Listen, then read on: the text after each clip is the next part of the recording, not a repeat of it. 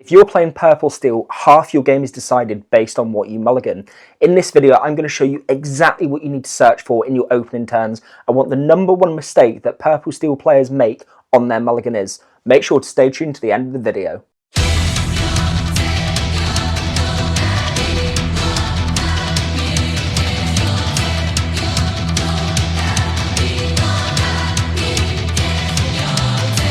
Hey guys, welcome to a quick guide to Purple Steel. Now, predominantly we are a tempo-based deck, so we do not want to be playing like an aggro deck and spamming out all our characters too early on. We are ideally looking for a turn 1, turn 2, turn 3 play, followed by Strength for Rage and Fire. We can also utilise the Shinmiri line by playing a 1 cost on turn 1 and then 2 other 1 costs on turn 2, but my personal favourite is to always go for Calhoun, as it just stops your opponents from being able to do anything. You can see in hand we've got the Captain Hook as well as Calhoun there for a really nice start. I additionally have a copy of Genie, which I will be keeping from my mulligan. These 3 cards are going to be really useful for me. We've additionally got the Strength for Rage and Fire, which of course we're going to keep, as that is our beneficial play. And then the other 3 cards we don't really need. Now, just for safety, I probably would keep at least one of these, just so I've got decent ink. I could draw into uninkables, but Elsa is going to be useful later in the game, and so is Genie. So I might just keep the Hook here, utilise that as ink on my first turn, send the other 2 cards back, see what I draw into. We go into Dock and then White Rose. Really nice start there. Dock in the opening hand is always going to be lovely, so we can replenish our hand. Just make sure to be sensible. Now, for a very quick matchup guide against the main decks in the format. Against Amber Steel aggro, you're going to be looking for your challenging characters, which can sort removal.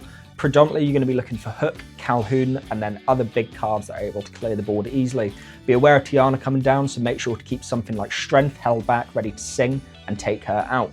Against Purple Steel, expect a lot of stalemates. Your opponent is going to be setting up, trying to get their Genie out on the board. You need your evasive counters. Most of the game is going to be held with both of you holding your characters upright, not exerting. Once there's an opportunity to quest, somebody will take it. It's your job then to clear the board. The person who lasts the longest in this game is going to get to 20 the fastest. It's all about stamina. Against Blurple, this is quite a hard match. It's really important to build your board state and overwhelm them. However, Mim Elephant can be a bit of a hindrance for us. Make sure to keep hold of your Strength ready to sing it and take it out. Fire the Cannons is also really useful here. Against Green Blue, this is a really nice game for us. However, if they do hit us with an Under the Sea, it can be a little bit of a problem. Make sure to get cards on the board which are higher strength so they're not being removed, but be aware that Calhoun is going to be coming down. Try not to hit your draw cards down too early, avoid the characters with 2 strength or less, and you'll absolutely ace this matchup. And now for the #1 mistake I see when players use this deck. A lot of people are looking for the perfect curve instead of playing with what you've got. This can often lead to a bad hand and make the game unplayable for you. We don't have the best start in hand here, but it still is playable. We can go Palace Guard into double Diablo and then White Rose, or a combination of Diablo into Palace Guard, Diablo, White Rose. Not the best, but we can still use it. A greedy player might send 7 back, draw into a new hand, and as you can see with this hand here, it is going to be absolutely impossible for us to have any chance in this game whatsoever. Be sensible, guys. Don't get rid of what you don't need to.